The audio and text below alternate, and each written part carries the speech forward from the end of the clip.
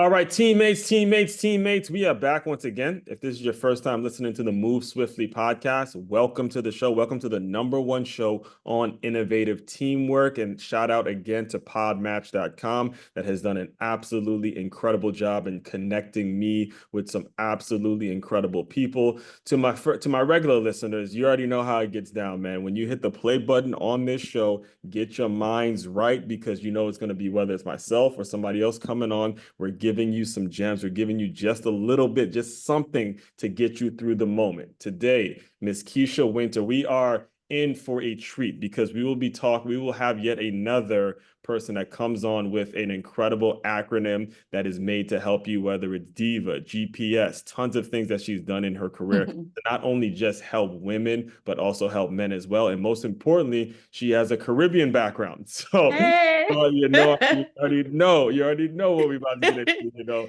So all that being said, Kisha, welcome to the show. How are you? I am great and excited to be here. Yeah, Truly. so like I was telling you before we started recording, I just recently, as of this recording, just recently finished a family or came back to Florida from a family reunion in Trinidad and Tobago. And Ooh. so much of those 5 days were spent, really reflecting on my parents, my mother and my father, who have both are in situations where they left property for us. They are, like talking about their old neighborhoods, and we drove around the Yes. island. And I'm thinking in my Yes. head, man, it's such an incredible opportunity that we have to be growing up in the States and to see what they Yes. built from where they came from. Came I from. remember I was telling my mom, man, you may not be Warren Buffett, but you are rich compared to what you actually came from. And Came you from. you have a similar backstory. So I'll give you the floor. I'll give you the microphone for a second to speak on that a little bit, because a lot of people can see you now on YouTube and doing shows and doing speaking and think it just happened, when in reality, it did not just happen like that. There was a lot of Did people just. that have sacrificed and things like that to make it so you have that opportunity. So go Ooh, ahead. what a setup. Yeah. Oh What a yeah. setup. This is the #1 show on innovative too. I keep telling people, listen, this is what we do. We don't play no games. This is what I do. Okay. Yes, this is what you do. I love it. And it's really important to really take a step back and look at how far we've come personally and the work that was done to get us here. Yes, ma'am. One, just so that we can be grateful, because there's always, when we're in this space, we're always working on developing ourselves personally, right? Mhm. But we don't really take a step back and say, dang, I did all that. This is where I came from. I Yep. may not be exactly where I want to be, Yep. but I have done a lot of work to get where I am today. And Absolutely. so and so for me, I mean, I moved to the US myself when I was young, but my parents, my mom in particular, she paved the way, Yeah. right? She paved the way. She left her family to be able to come and help to school me. Now, like basically my entire family is here now. And so it blows my mind, right? People, to your point, people look at me now and they're like, oh, Kisha has a company right now where she's coaching leaders from over 50 countries globally, Yeah. right? She right now she's had experience working in Fortune 500 companies, actually Fortune 20 companies for 20 years. Right. But when I looked at the top of the organizations at the time, when I was in my early 20s, I didn't think that leadership was something that I could do. Mm-hmm. Why? Because when I looked at the top, I didn't see people that looked like me, Mm. that sounded like me with the Caribbean accent, Exactly. that, I felt they didn't have this personality. I'm here talking now, Mm-hmm. but I'm a natural introvert. Mm-hmm. And so when I looked at the top, there was a prototype of what executives and seniors look like. Right. And I didn't see myself in that reflection. Right. And so the first time, and I talk a lot about self-doubt, imposter syndrome, Mm-hmm. feeling that you don't belong. We don't talk a lot about the treatment, imposter treatment, actually being treated also as if you don't belong. That's a whole other conversation. Exactly. Um, but the first time I had a meeting with an executive and he came to my cube, because I was in the office yet, so like, I need to talk to you about the leadership on my team. Yeah. And I was like, you want to talk to me? Like, first of all, you're like 20 years older than me. Your entire team has all this experience. Right. And immediately that self-doubt came to me. I'm not good enough. I'm not smart enough. What am I going to tell him that he doesn't already know? And I say this to people all the time. Like, we regularly underestimate the brilliance that we bring to the table because it's just so natural to us. So at the time, I wasn't in connection with my strengths. And so I went into his office. I fully expected it to be a 5-minute conversation and for him to kick me out of the office. And but to my surprise, that didn't happen. I looked up. I'm like, giving him my thoughts off the top of my head is what I'm thinking. And I not only is he keenly listening, but he's furiously taking notes. And I'm like, what are you writing down? Mm-hmm. And I realized that, oh, right, my life experiences, my training, my education, even though he has 20 years of experience, I have a different perspective that I'm bringing to the table. And it brings me right back to, our background and our history, Mm-hmm. right? There's a lot of people in corporate America right now that they don't feel as if they belong. They don't feel as if, leadership is something in store for them. Mm-hmm. They don't see the people at the top looking like them. Mm-hmm. And as a result of that conversation, something in me really shifted that day. And I recognized that, hey, like, not only do I belong in this room, but I'm capable of leading it. Not only can I play with the big boys, as they say, Right. but they can learn a thing or two from me, just like I'm learning for them. And that is why, Mm-hmm. I do leadership development, executive coaching, consulting for women, and we're going to, and for men as well. I coach men as well. And we're going to get more into that. But when I realized that the true imposter was self-doubt and not me, Mm-hmm. everything shifted. And that inspired me from that day to really focus on helping people in corporate, especially people that come from diverse backgrounds, especially people that are first generation immigrants or immigrants themselves, Yeah. to recognize that they also belong at the table, that they can step into their power and own it, Mm-hmm. that they can unleash that inner brilliance that is within them, and then turn that inner critic into that inner coach. And that is why I focus on doing that now, because I believe that there's a seat at the table for all of us. Not only is there a seat at the table, but we all need to be at the table. Mm-hmm. And so that is just a little bit about me and why I do what I do and my background. Yeah, so I want to make sure I give this some context because people listening may not know exactly where you've been. But so when you move, after you moved to the States, eventually you were able to land a job. Was it GE Capital? In that, so Yeah. a little bit about what you saw during those experiences, because I believe you mentioned it was working in those experiences that really there was some intimidation there, but eventually you were able to build the confidence over time to where eventually you were able to start your own business. And whenever I hear of a situation like that, I always think back to what's being taught in the home, what's being how you're Yes. like similar to you. I would see my mother. One of the reasons I'm so efficient with my time now is I would see my mother. We'd wake up, we'd go work out, we'd go get a haircut, then she'd go to the grocery store. Immediately we'd come back, she'd have the food torn out and stuff like that, put certain things in the oven, maybe take a nap. By the time maybe 11 a.m., everything was done. Oh yeah, then by the way, she'd put the laundry in and all that. So everything was done work-wise, workout-wise, grooming-wise, everything done by 11 a.m. And Yes, always yes. attribute to these things or watching these things to just seeing how efficiently she moved. And this ain't got nothing to do necessarily with school, but all about Right. being taught in the home. So speak Yes. on kind of your experiences from, whether it's home, school, and then getting ready for GE and how that led you into, entrepreneurship and consulting and stuff like that.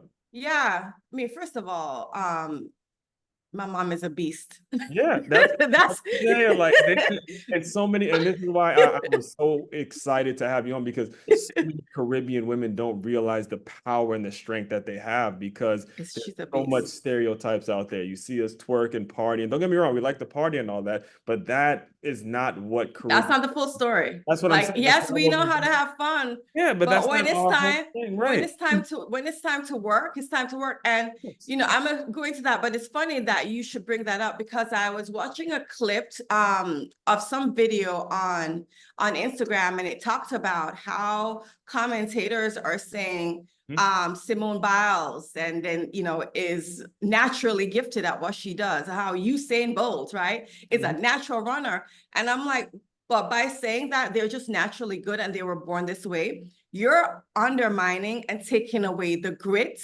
the Exactly. hard work, the discipline, the Yeah. getting up at 4 a.m. And Yeah. you're not giving credit to that hard work that Yeah. was done. And so I have a whole method that I talk about advancing, but Yeah. and I I'll gotta get send into you this. it. Yeah. I teach at this school named Center for Creative Education. I'll put a video out there. I'll send it to you. But there was a young Jamaican girl early one morning because we're talking about the Olympics.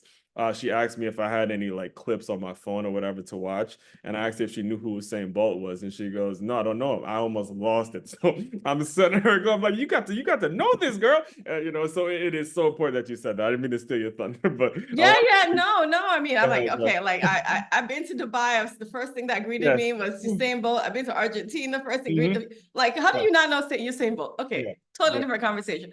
But right, and so there is not this credit. There's always this credit that the boom bye bye and all this stuff of the rapping on the song and the dance on music and all that. But Hmm. there's not enough credit that's given to that determination, Hmm. that consistency, that hard work. So my mom, I don't know how she did it, right? She gets up first things in the morning, she cooks, she cleans, she goes to work, then she comes home and she takes care of the kids. She Right. does everything, right? And also at the time, without a college, without a high school Yeah. education, my mom didn't go back to school and get her GED until she was in her 60s after I graduated from college and had my master's degree. She Yeah. put everybody first Yeah. and invested. And I tell this to people all the time. I mean, I have a benefit of having my formative years Hmm. in a majority people of color, Black country Yeah. at the time. And so even though I never saw myself at the table because I didn't see people at the top looking like me, Hmm. I never thought that I didn't have the ability to get there. Why? One, because I saw it modeled from when I was a child. But And two, because my mom said, nobody can tell you you can't do anything. Like nobody can tell you you can't do it. You can do whatever you want. As yes. long as you're willing to put in so that hard work and that ethic to this day, my mom is 73 years old now. Mhm. She doesn't stop. Yes. She This doesn't is, stop I gotta pause you there because I want the listeners to make sure they pay attention to this.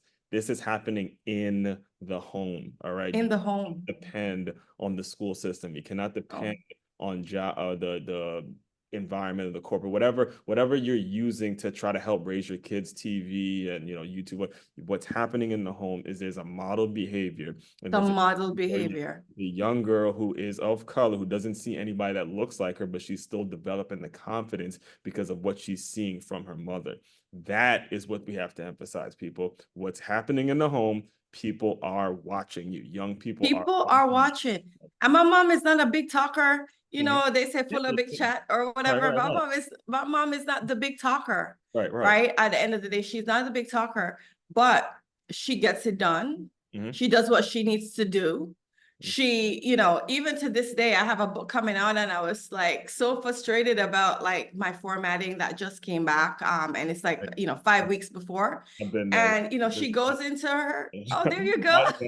I know that feeling. Yeah.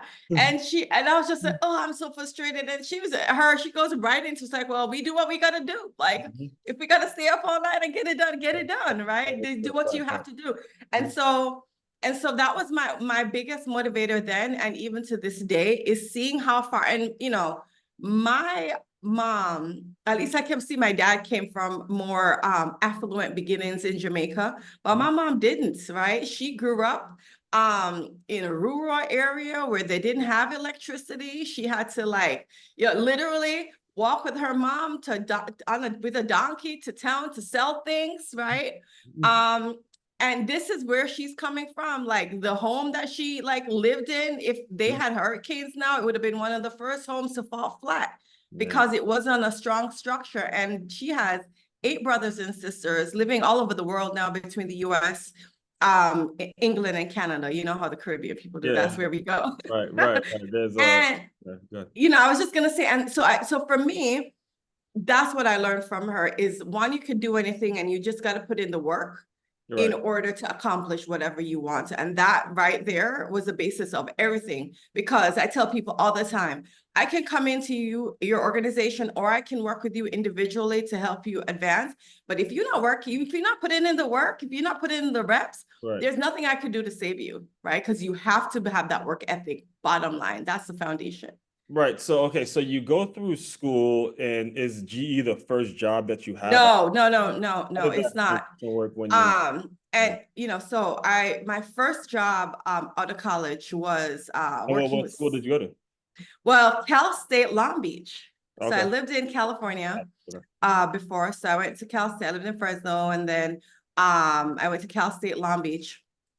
And And were I, you I studying, like, were you studying leadership development there? What was no, the, no, I thought I was going to another work for point. the, Yeah, that's what yeah. another point. A lot of times people go to school not realizing what it is specifically they want to do, and it's kind of a you have to build. You have it's like I look at it as jumping out of a plane and having to build your wings on the way down and stuff like that. So speak on your experience there.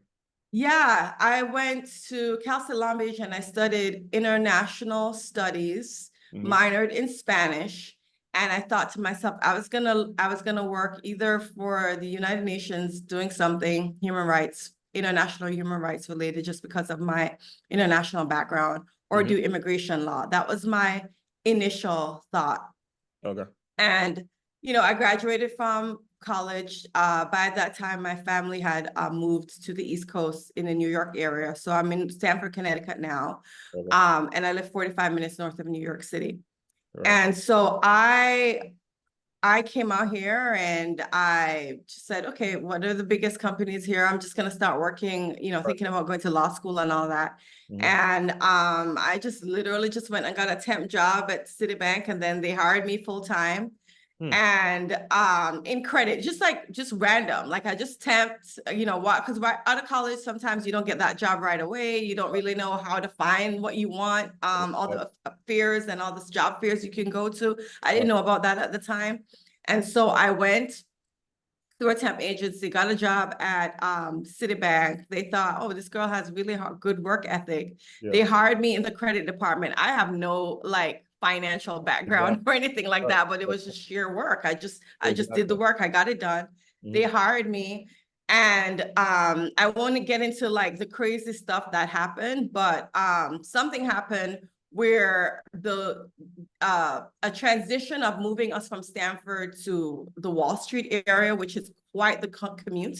It was it was almost 2 hours because it was a midtown Manhattan. And I was like, you guys didn't give me no notice, because they didn't want quite a few people to leave.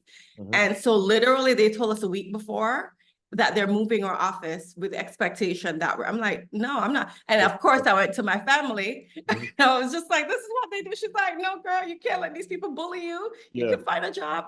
Right. And I quit. And it's funny, this is how I got into HR. Yeah. My first interaction with HR was I put in my resignation after they told me that I can't leave. I was like, well, you didn't give me 2 week notice that you're moving up my office 2 hours. So I'm not giving you 2 weeks notice. Mhm. And so then I spoke to HR because I had to. I didn't know what HR did. And she basically was like, what? Like, we've been doing preparations and prepping the leaders for the last 2 months. They should have told you at least 6 weeks ago. This Wow. is ridiculous. Huh. And she became such a big advocate and ended up paying me, even though I had only worked there for 18 months. Okay. It was under 2 years, 4 weeks of severance plus additional payments. Awesome. And I said, wow, what an advocate. And that's literally how I decided. I was like, I want to do that. I want to Yeah. advocate for So employees. I that's how want to you go got into into HR. the That's HR. literally how I got into it. That's And then amazing. Yeah. I just decided I wanted to do that. And then I looked at the biggest company in Stamford, Connecticut at the time, in Fairfield County, was GE. And I was just like, well, I worked for Citibank. I Huh. did a little bit at UBS, but I want to work for General Electric because it's the biggest company. I knew nothing. Right. Huh. And so that's how I got. And then I went in from the bottom, from the floor, as an HR coordinator, and then I worked my way up into the organization. So yeah, that's how I got into human resources. So allow me to kind of, I want to bring this kind of current, and you can talk about your transition from working for someone to eventually building your own company. When I Yeah. bring up, when you hear DEI hires nowadays, all right, and this is a Yes. topic issue, obviously standing for diversity, equity, and inclusion. And something that I actually have been very critical about when it comes to people who are not qualified, but you obviously don't fit in that category. You're someone that's very qualified Right. in what they do, and Right. you know exactly what it is you need to be doing. But when you see people who are not qualified, but they're getting positions over you because of DEI hires, and you hear the term and stuff like that, how does your business address these issues when it comes to helping business owners figure out who to hire, how to create culture, and all that kind of stuff? Because you've lived through this stuff. You're not just showing up and saying, "Hey, I'm a Yeah. woman, hire me." No, this is Yeah. actually what you've been through. No, You lived no, through it, but no. there are certain situations where they get hired based on just the fact that they're women. So please Yeah. speak on that and how your organization helps with that. Before we get into that, let's take a step back. Yeah. On DEI. There is, the reason why we're here where we are today for a reason. Why there's a backlash, why there's a history behind this, right? And Yeah. actually, that's one, I'm not going to get into the whole story, but that's one of the reasons I decided to personally leave corporate, because of the opposite, because people were qualified and Mm-hmm. people were being overlooked for roles Mm-hmm. because of bias. Exactly. And when I was in Get your thoughts on corporate, it, because I'm sure yeah. that you were in situations where it was completely opposite, where you were very qualified to do certain things. Well, not only just me, to be Not just honest, that you right? knew people that were very I knew because of yeah, HR, because exactly. we Yeah. would be behind closed door conversations. I'm telling you, I've And had people on HR on the show, and I've spoken to people. It is I mean, you think politics is dirty, folks? Listen. this is, and that's why I'm the expert on organizational Yeah, politics, because yeah, that's a whole other that's conversation. what I'm saying. But it actually just the opposite. What was happening pre 2020, right, at the time, was that you did have very qualified women, people of color, Mhm, that were not getting hired and were not getting promoted because they didn't have the connections, mhm. right? They didn't know the right people. They didn't have exposure to the decision makers. And Right, so even though they were working hard, like we just talked about, my mom taught me to work hard, and that's where they came from. They're putting right, in the work, they got the degree, they have the experience, because they don't live next door to the CEO, right. because they're not friends with this executive. They're not going playing golf because they That is, didn't grow up playing golf, yeah. right? They don't get hired. And Mhm. so one of the things that at the time I was doing was challenging that bias. I'm like, we are actually truly seeing discrimination, because these people from different countries, even not just, Black people from India, people from Asia, Exactly. like And that's a they good are point that you make, qualified. because it isn't as a black and white thing. It's not a black and I want white to make thing. sure people It's, understand. and It's people's like, yeah, like we so much focus. I'm like, the world is not black and white. We not, literally have all colors. There's yeah, yeah, Latino, there's Asian, right. and so for me, I'm the person that I advocate. I mean, if the white man getting discriminated against, that's what inclusion is. Like Mhm. I advocate for him. Like if I see the reverse, right? And so Exactly. one of the reasons I got discouraged was I actually, no matter how certain people, because they weren't on the inside, they Mhm. would get overlooked, right? They would get overlooked.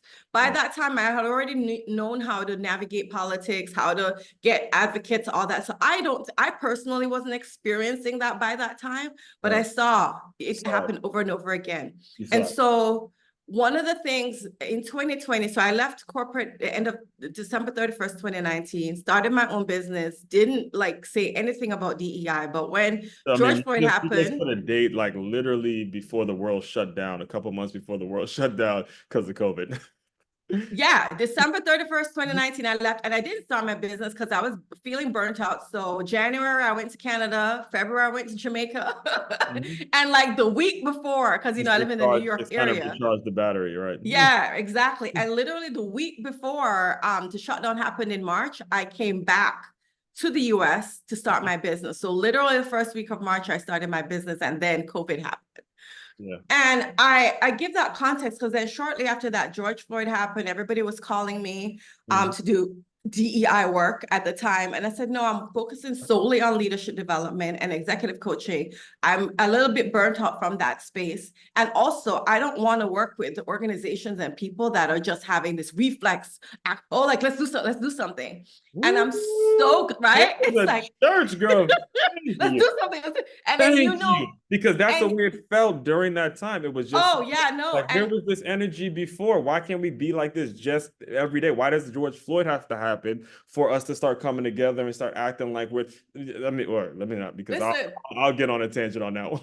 Go ahead. my phone was ringing All right. off the hook, and I was just like, block, nope, nope, no, not Yeah. talking to any of y'all. Because where were you in 2019 and 2018 when I was really talking about this stuff? Mhm. And so organizations reached out. I was like, first of all, I've got to protect my own mental health because I'm personally frustrated and burnt out by this situation. Yeah. And I'm also a spiritual person. So I was just like, this whole thing right now is just a reflex action. Everybody demonstrating, everybody, and I'm like, no, this is not healthy. It felt for Yeah, and it. I'm like, it's not healthy. I don't want to jump in just because it's trendy. And no, look, a lot of people are called for that, and I'm not diminishing people jumped in and did some important work. But then on the flip side, there was also, so I talked about the performative piece where people just jump in and they're having this reflex action and the black squares on social media and all that. Yeah. And then you have the people that they really don't understand what it is to build inclusive cultures. So Mhm. they are out here actually doing harm, Mhm. right? They're having conversations where, no, like, you need to be ashamed of what you did. You can't speak up. And I'm like, okay, but how is this a healing conversation? How Exactly. is this uniting people? How is this bringing people together? Yes, there's accountability, which is a big part of what I talk about in coaching, Yeah. but it is also having a discussion that puts the brain in a receptive state. So all I see is just people doing harm to each other. And I'm like, I'm not involved. And And I then will tell you, well, yeah, go ahead. I'll make my point. Go no, finish ahead. what you say. The Go thing ahead. is, no, I was going to kind of pause you there only because what you're talking about leads to more divisiveness. It leads to More a result that you divisiveness. don't want to have, where people are now kind of they're afraid to speak up. They're afraid if you're of a different culture, a different race, you're afraid to ask certain questions, and you get certain folks that are afraid to offend people. And that's not the kind of culture that you want to create. You want to create It's a not the culture kind of culture. of, And even though I do DEI, right. I don't know everything about every culture. So I'm gonna make mistakes and say things that may offend Right. And that's or hurt no. or alienate, not intentionally, Exactly. because I don't know everything about everyone in every culture. And so we have to have, I'm not saying don't encourage people to do the work. I'm about doing the work. We just talked about that. And also educating yourself, but Exactly. also creating a safe space that we realize that as long as the intention isn't bad, and you know when people's intentions are Yeah, bad, exactly. that you're creating a safe space that you can have healthy conversations. And what I saw at the time, I won't call any books names or anything like that, but some of these books that were coming out on a New York Times bestseller, and Exactly. I'm like, how? Like, this is a Capitalism. shaming Yeah. experience. This is not a healing conversation. This Mhm. is not even an accountability conversation. This is your fault, name, shame, blame. Right. And Brene Brown talks a lot about shame Yeah. and how because of that feeling of shame, you're not going to be open. And so as a result of those conversations, I decided I didn't want to get involved in that, and I didn't for Yeah. 2 years. And then in 2022, I was doing leadership development and executive coaching with an organization, with two different organizations. And I knew the leaders. I literally knew the CEOs. I knew the people behind the scenes. I knew that they were really about doing the deep work. Hmm. And I said, okay, I know that they're working on DEI work and they're a healthy organization and they want to do the right thing. I want to deal with them. I want to work with them. So that's when I decided to go back in the space. And so my philosophy is this on DEI. Mhm. First of all, the United States of America is the most diverse country in the world, right? Right. So we're not going to get rid of diversity. It's here. It was already Right. here before. It is here.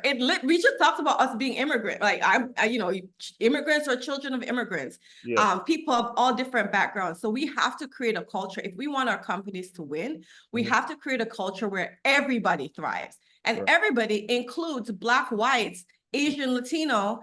And it is also not about creating the space to shame white men, right? So I would have DEI conversations. And when I was at my old organization, and I would literally be talking about, give your experience and share your experiences. And I would literally see some of these white men in the room and they're like super silent. Yeah. And I'm like, hey, so-and-so, like, and they're like, yeah, but like we're not diverse. And I'm like, well, this is a diverse group. Which means if you're part of the conversation as a white person, now I'm not saying to center on you and to make it all about you, but you are included in the conversation, right?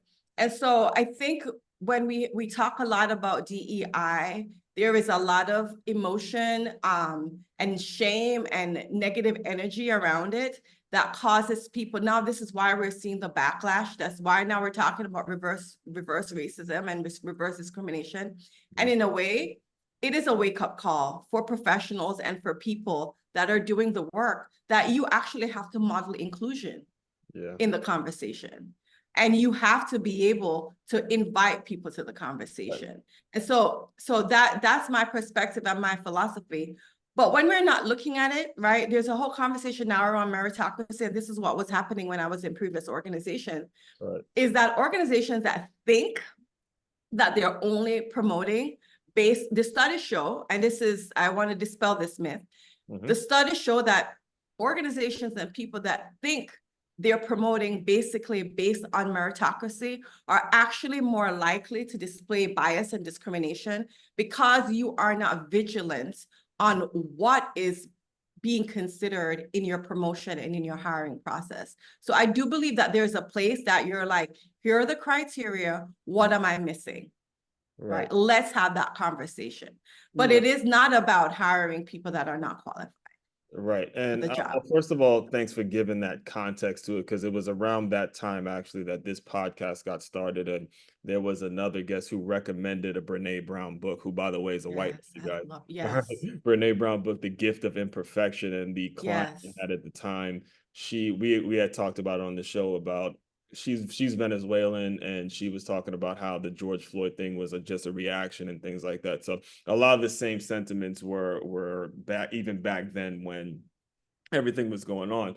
So, and that leads me to the next thing I want to make sure we get a chance to talk about, because I do want to be respectful of your time, and I want to make sure we talk about your current business and where you're at now. You have I believe it's another acronym called DIVA and GPS. Yes. You have a book that is going to be coming out. By the time this episode comes out, it'll probably be ready for orders and ready to be shipped out. So speak on, and I love the fact that you gave the context of 2020, because this is when you're starting your business. Speak on how you landed there, and then 4 years later, now you have these things going on. What are sort of what was that process like in order for you to develop that business model? So one of the reasons I even had the courage to leave, since we're calling names now, I don't usually call the company's name General Electric, but one of the reasons I decided to leave, one of the reasons I had the courage to leave, first of all, is when I was let's go back to behind the closed door discussions when people were getting promoted. One of the things that consistently came up over and over and over again is, and now I'm going to talk about women in particular, but it affects men too. But the conversation usually started because, this woman is super smart. She has the training. She has the expertise. She does deliver results like we talk about. However, the thing that she doesn't do well is that she doesn't have a leadership presence. She doesn't own the room. She's not a bold and confident communicator. She doesn't believe in herself. And I told you the story about when I thought I wasn't good enough. It's the same thing I went through. Yeah. And so the conversation would be, HR people, go help them. Go tell them to be more confident. And I said, no, that's not very helpful, right? Like, first of all, we have to look at how you're deciding. This is where the DEI comes in. How you're deciding who is ready based on, and when we talk about DEI, we sometimes think about race and gender, but also styles, introversion versus extroversion, Yeah. right? And so, first of all, as an organization, you have to open up your mind on the various styles and think about it's not just one way to lead. There are multiple different ways to be effective. But then also on the flip side, for the woman, how do you step into that power? How do you own it? How do you make sure that you're navigating the organization so that you can be exposed to the right persons, so Yeah. that you can get promoted and get to that next level? Right. And I was seeing that this conversation was happening over and over again, and nobody had a opportunity or any insight on how to fix it. And this is how businesses start, right? There's a problem, you come up with a solution. Got And it. so my solution was that I'm going to create a coaching program where I gave tactical skills, right, to help you, first of all, deal with your feeling of not enoughness, and strategies, things to do so that you can build that confidence, not just like be motivated, but what are the daily actions that's going to build that determination, build that resiliency, build that confidence. Right. One, and then the second part of it I alluded to is, all right, now that you build that confidence, what do you do to navigate the organizational structure to best position yourself to advance in that corporation? Because we're dealing with systems, we're dealing with cultures that you have to know how to navigate it. Because if you shy away from it, you'll never become effective. And Right. so as a result of that problem, I designed my program. At the time, it was called Own Your Power. I rebranded it to Your Power Unleashed, which is the title of my book. And then I started my company. And I said I got the courage to do it because I tested the program within that company. And I did it like, you know, for four different times in, I think, 3 years, if I remember correctly. Right. And it was so well received that one of the leaders was just like, well, forget GE, go do a TED Talk, start a business, girl, you want to Exactly. something. Exactly. Right. And And this is that's an how it officer works. of the And company. I want to make Yeah. that pause you there because I don't want to brush over the point you're making is you don't just go out and start a business, guys. You go fix a problem. Yes. Go fix a problem, Fix the test it with the problem. people that you know, or go out and meet strangers, talk to strangers, do whatever you have to do. But I love this saying, and I talk about it on the show all the time, is the audience ultimately decides. Your audience and the people that actually were benefiting from your program, they're going to decide, all right, now I'm going to move forward tactically with this way. This isn't go get a tax ID, all right? This isn't go get an EIN number and then get a logo and a website. All of a sudden you're a business. It doesn't work like that. It works by you methodically going through the process, figuring out what works, and then moving forward based on what your tribe, your group of people, the people that you want to serve, based on what they want. That's how you're able to move forward in business. And that's it. That's it. Well, first of all, like I got a mortgage to pay. I can't, I'm not Straight 22 up. years old. I have to Straight make up. sure it's a proven business idea, right? Like some Straight people, up. they're Oh, these like, folks got you bills to know, it's pay. great when you're 21 and you have no responsibilities and Right, you can right. go all. I'm like, we got bills to pay here. Amen to And that. so that's why I decided to do that. And the organization, and when you have a Fortune 20 officer of a company of that size tell you that you have a great idea and go start a business, I'm like, oh, don't tell me twice. Yeah, yeah. You don't have to tell me twice. I'm out of there. And as a result of fixing that problem, right? Yeah. I was invited to speak on stages there Yeah. within the org, over to 500 leaders and executives. And I said, okay, all right. And then I didn't even quit at the time. If you go deeper, once that was said to me, I said, you know what? I should test this idea. Let me see if other people outside the company would be interested. And that's when I built my website. That's when I started my YouTube. That's when I you know, tested how to get clients through LinkedIn, through you know, reaching out. And I filled my first coaching program, and it got everybody in that program got such incredible success, and they didn't work for the company. One person did, but everybody else didn't work for the same company. And I said, okay, now I have an idea. And that's when I decided, all right, now it's time to make the leap because I have tested something. Right. And then I started, that's when I started my business, and that's what motivated me. And that's where I am right now. So Yeah. currently, that's what I focus on, helping organizations. I do two things. I work with organizations to build inclusive cultures so Mm-hmm. that everybody can thrive, because when everybody thrives in your organization, they're going to be innovative. That's all going to contribute to your bottom line as a business. You want people to feel fulfilled. And then I work with leaders themselves and individuals themselves to identify what makes them truly distinctive so that they can advance within the organization, as well as understand how do you navigate organizational politics so that you can win. And then that's what brings me to my diva method, Right. which you alluded to. Yeah. Well, and before you explain it, can you kind of just speak to the people now that kind of feel hopeless? Because I'll give you an example. Right now, I'm doing this recording at the school I teach at, and we are in a situation where I just literally just had this conversation with a fifth grade teacher. Right now, she only has 4 kids from the Bahamas, but only 4 kids in the classroom. But she understands business, and she's in her mind like, yo, I'm more stressed out at the fact that there's not as many kids when we can be doing something to get more kids, but the job doesn't necessarily require a teacher to go out and pull in more kids and stuff like that. But, when it comes to the business aspect, we know that that's not going to work. How do you speak to those Mhm. types of professionals who feel like the word she just kind of used was helpless? Like, there's something we can be like, what can we be doing? How do you kind of speak to people like that? So people that are within organizations, they see a problem that needs to be fixed, but they're discouraged because Exactly. they They're they helpless. feel like they feel helpless. That's rampant, Um, by the way. yeah, it is rapid. Well, here's the thing. I think first of all, we all have to realize that we all have agency. We may not be able to identify that agency and power yet within us, but it's already there. Mhm. And looking for opportunities, right? So if you have, and that happened to me, the Right. first person I talked about, I came up with a solution. I Yeah. saw the problem. Mhm. And the way that I literally was like, if y'all say this one more time, just go be more confident. That's not helpful. Yeah. I'm Yep. gonna jump out the way.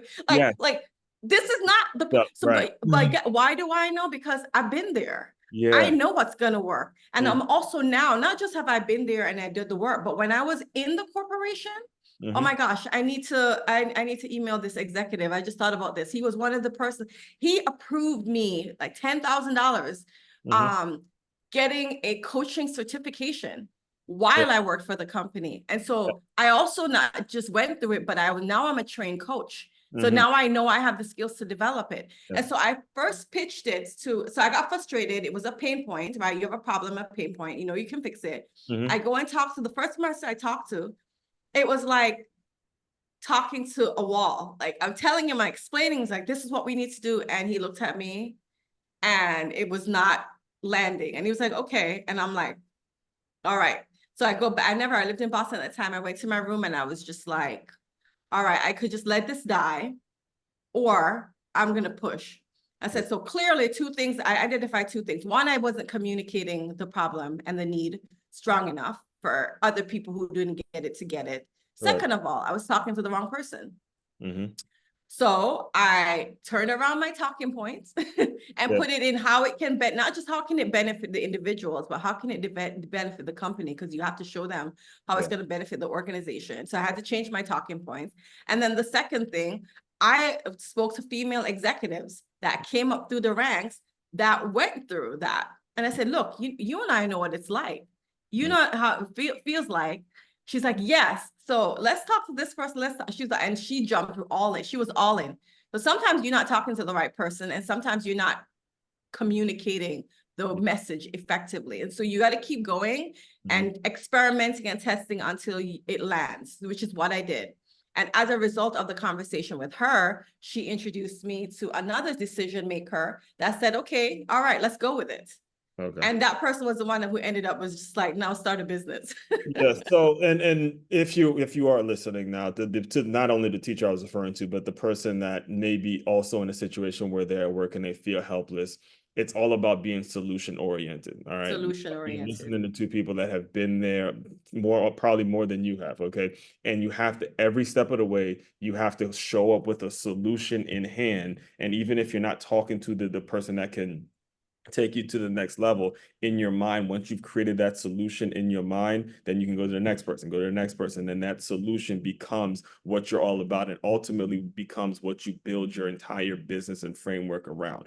Build your solution oriented mindset, and that ultimately is going to keep you from that helpless feeling. All right. Because we've been there. It sucks. Trust me, when you It have the sucks. ability, you have the skills, and you see numbers and you see people not moving aggressively, it can be incredibly frustrated if you don't make sure you are of the solution oriented mind. You have the solution oriented mindset. So, like I was telling you, I do want to be respectful of your time. Can you just speak on what's next, what you have in store? Where do you see your business like coming in the next 10, 15 years? What's the ultimate, like, the North Star for you? Wow, that's a big question. Well, one of the things that first of all, I want to give leaders two Mm-hmm. things. I want to give leaders the tools, people the tools that they need to succeed in corporate. And frankly, not just corporate, because all these things that I talk about, all these methodologies that I talk about, helps you to succeed in life. We just talked about being problem solver, Mm-hmm. right? Bringing innovative solutions. Actually, that's one of the themes of my business, bringing in innovative solutions. If you're able to approach that at work, at your church, in your basketball team, Family, all family. that, Yeah, family, friends, it's it everything. that mindset will help you all around. And Exactly. so it's giving people the tools, because a lot of people, like that woman, wants to make an impact, Mm-hmm. but she doesn't have the tools. So it's giving the people the tools Yep. that will help them from a mindset standpoint overcome this like feeling of not just self-doubt and fear, but helplessness. Like, you have power and you have agency. Let's activate that. Yeah. And then the strategies now on for the individual, how to navigate organizational politics so that you can advance. But also, we know that there are a lot of people that are, I call them not good leaders, that are not good hearts, I would say, Mm-hmm. that are in positions of leadership for very selfish reasons.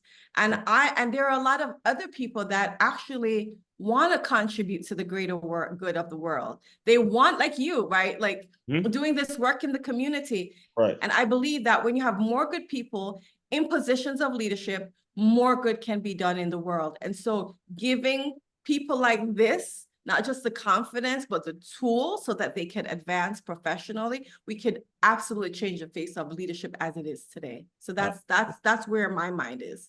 Got it. And how can people get in touch with you if they want to hear more? I'm sure there's going to be a lot of folks that want to work with you. Yeah, two ways. You can, first of all, I am very active on LinkedIn. LinkedIn is the place I hang out. So Yes, you can ma'am. Yes, find me. ma'am. I You am could too, by the DM. way. You do? You hang out. Okay, good. DM me. I answer my DMs as long as you remain respectful. Yes. I will answer my DMs. So my name Kisha, Kisha, no E, and Winter with a Y, Wynter. Right. You find me on LinkedIn. You could also find out what I'm up to by going to my website, Your Power Unleashed with a Mm. D at the end.org. So those are the two places people can find me. And we'll make sure we include that in the show notes as well. So, Kisha, the way I close out all the shows is I want you to use your imagination a little bit. I want you to pretend you are a teenage version of yourself. You're seeing your mother struggle. You yourself actually are probably struggling with an accent. You're coming to a brand new state. I'm sure you're getting made fun of. You're not sure where you're going to be landing. Pretend that teenage version of Kisha has come into the Zoom room. Give that young lady some words of encouragement about what life is going to be, and we'll officially close. Yeah, it's a beautiful, beautiful vision. Mm-hmm. It's, you have so much brilliance within you. You have so much insight within you. Don't give up. Stay grounded in what is important, what is true. Stay grounded with the people that are very important to you, and keep that vision alive and keep going for it. No matter what the obstacles and the opposition may say, Mm. you have a higher calling, and lean into it, because your time will come. Mm. The mic is again, very rarely am I at a loss for words on this show, but officially we're gonna officially drop the mic with that because that was just excellent. It was heartfelt. And the reason I close out the shows with all that with that specific question is because for you as young people that may be going through that similar situation, she's talking directly to you to get you through whatever difficult moment you may be facing. So all that being said, fellow teammates, continue to move swiftly. We will talk more soon.